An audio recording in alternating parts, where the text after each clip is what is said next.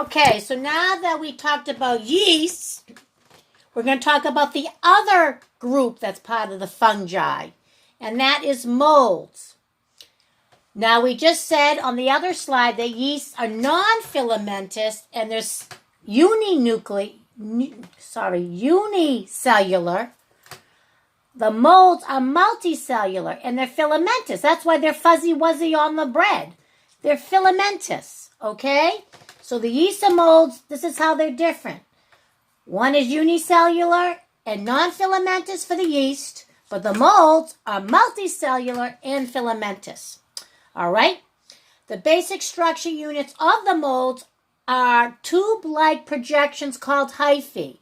So if you go flip back to the slide before this, you saw that the yeast, or actually it was way back in the beginning, the yeast had something called pseudohyphae.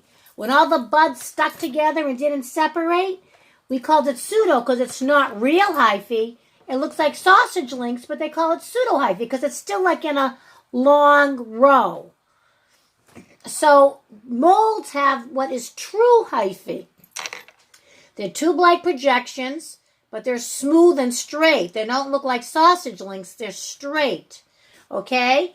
And some hyphae have cross walls, like you see in the top one. Those are the lines that cross across the hyphae. So this is called septate hyphae. So when you see the cross walls, the lines, you would say that mold has septate hyphae. If a mold has hyphae like you see in the bottom that doesn't have any cross walls, we call that aseptate hyphae. And you know, whenever you see A in front of something, that means without. If you remember a long time ago when we talked about aseptic technique, that was without bacteria, right? The A in Latin means without.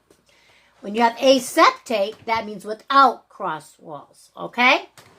Doesn't hurt to know a little Latin.